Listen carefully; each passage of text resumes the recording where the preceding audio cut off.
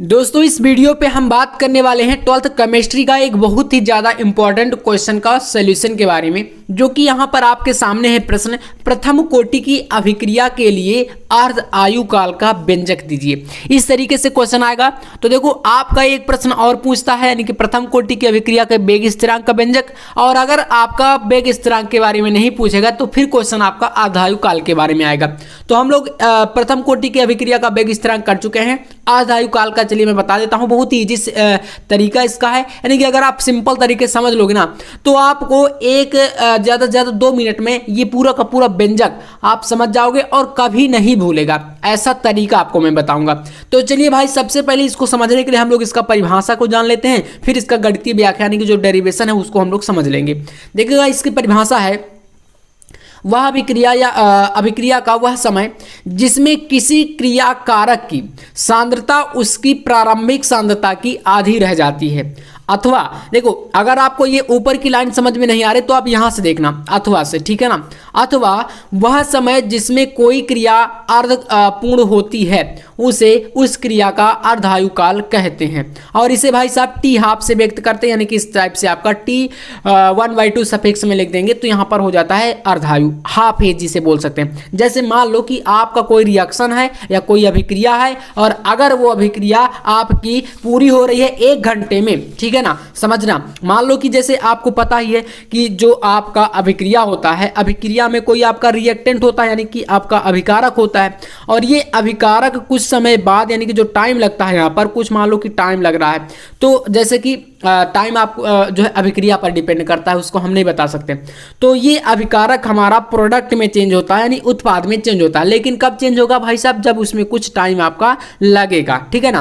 तो वही चीज यहाँ पर बताई गई कि ऐसा समय या ऐसा टाइम जब ये आपका अभिकारक आधा खत्म हो जाए, यानी कि इसकी प्रारंभिक सांद्रता भाई 100% होती है शुरू में, है ना। प्रारंभिक सांद्रता पहले 100% होती है और जब तक ये भाई साहब 50 नहीं हो जाता, यानी 50% नहीं हो जाता, तब तक तो हम कह नहीं सकते कि अभिक्रिया आधी हो गई। जब आपका आधा अभिकारक प्रोडक्ट में चेंज हो जाएगा, यानी उत्पाद में चेंज हो जाएगा, तब हम मानेंगे कि अभिक्रिया आधी कंप्लीट हो चुकी है, ठीक है ना।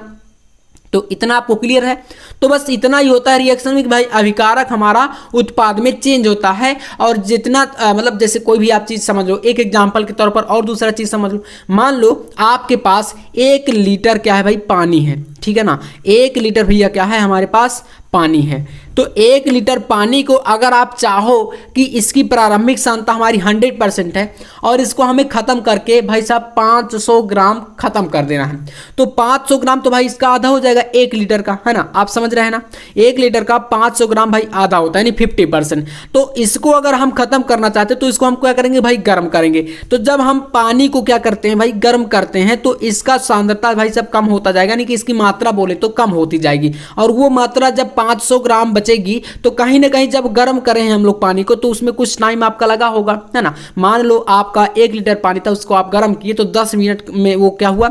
10 मिनट में गर्म होकर के आधा खत्म हो गया, ठीक है। तो यही जो टाइम है हमारा 10 मिनट का टाइम है। और जब आधा हमारा खत्म हुआ तो टी हाफ आपका यही माना जाएगा, यानी कि आधा जो पानी है वो आपका खत्म हो गया। तो वो कितना हुआ? कितने समय में? 10 मिनट में। तो इसको बोलेंगे टी हाफ, यानी कि हाफ एज, ठीक है, इस रिएक्शन का।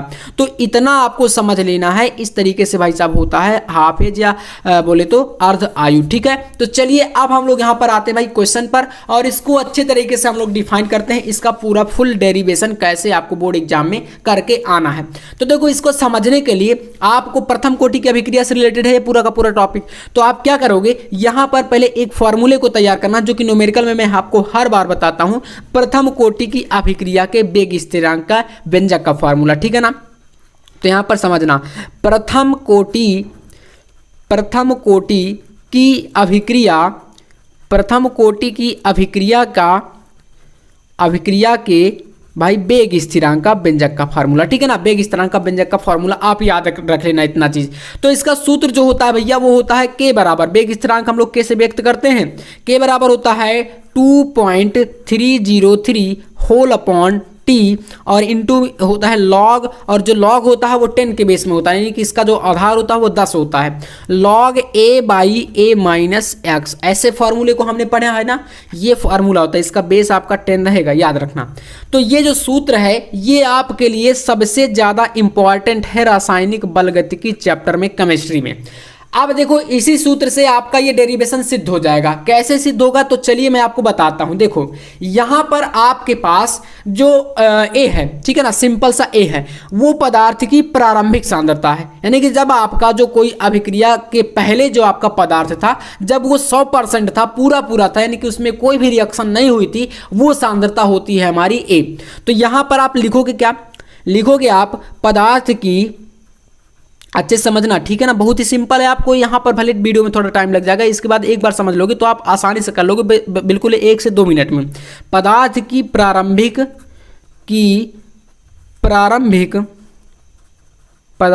प्रारंभिक सांद्रता कितनी है भाई साहब, यहाँ पर हमने बताया आपको कि प्रारंभिक सांद्रता हमारी क्या है, स्मॉल ए है। और अब देखो जो आपका बटे में क्या है भाई, a माइनस एक्स है। a माइनस एक्स क्या है, तो a माइनस एक्स आपका t समय पश्चात पदार्थ की t समय के पश्चात की सांद्रता है, यानी कि जो आपका ये टाइम है वो कितना लग रहा है, उसके अनुसार जो है x मात्रा कम होती जा रही है a में मतलब प्रारंभिक सांद्रता में x कम होता जा रहा है। और यही कमी क्या है भाई, समय के साथ हमारी अभिक्रिया में होती जाती है, यानी कि जो मैंने आपको पानी वाला एग्जांपल दिया उसी के अनुसार ये जो है कम होता जा रहा है। तो यहां पर आप क्या करोगे कि t समय पश्चात या t समय बाद, है ना, बाद भी लिख सकते हो, t समय बाद पदार्थ की सांद्रता, है ना, पदार्थ की सांद्रता। तो t समय बाद भाई पदार्थ की सांद्रता कितनी हो जाती है, a माइनस एक्स। और हमारा इसमें क्या हमें दर्शाना है, तो हमको इसमें भाई अर्ध आयु दर्शाना है, यानी कि हाफ एज को दिखाना है। तो भाई अगर आपका जो टाइम है वो आधा होगा तो ये सांद्रता भी हमारी कितनी हो जाएगी, प्रारंभिक सांद्रता ये भी आधी हो जाएगी, हम ऐसा मान लेते हैं। तो भाई टाइम को हम क्या कर देते हैं, टाइम को हम मान लें कि माना, यहाँ पर देखना आप क्वेश्चन के अनुसार मान लो, माना जो टाइम है वो कितना हो जाता है हमारा, टी हाफ हो जाता है, यानी कि जो टी है वो कितना हो जाता है, टी हाफ हो जाता है। तो ये जो मात्रा है ये भी कितनी हो जाएगी, इसकी आधी हो जाएगी, है ना। तो टी हाफ इक्वल टू क्या कर सकते हैं हम लोग, a/2 कर सकते हैं, यानी कि इसको आधा कर दिए, प्रारंभिक सांद्रता जो थी उसको हमने आधा कर दिया। ये किसके बराबर है, तो ये आपका a माइनस एक्स के बराबर है, यानी कि जो टाइम लग रहा है वो टाइम हमारा आधा हो गया, तो ये मात्रा हमारी आधी हो गई। तो इसको हम किसके बराबर दिखा सकते हैं, a माइनस एक्स के बराबर दिखा सकते हैं, इतना, ठीक है ना। ये इतना अगर आप यहां से समझ गए ना तो आपका पूरा डेरिवेशन यहां से आपके कब्जे में रहेगा। देखना कैसे, इस वाले फॉर्मूले का यूज करके हम लोग निकालते हैं। तो भाई आपको निकालना क्या है, टाइम निकालना है, अर्ध आयु निकालना है। तो टाइम को आप यहां पर ले आओ और के को आप इसकी जगह पर ले जाओ, ठीक है। यही चीज तो आप कर सकते हो, क्योंकि टाइम को आपको निकालना है, एज ही तो निकालना है अभिक्रिया की। तो देखो यहां से आप इस फार्मूले में, जस्ट इस वाले फार्मूले में उलटफेर कर लो थोड़ा सा, यहां से टी को आप यहां पर ले गए तो टी बराबर क्या बन जाएगा, 2.303 अपॉन के, भाई साहब यहां पर इसके बटे में आ जाएगा, टी यहां पर गया तो के यहां पर आ जाएगा, है ना।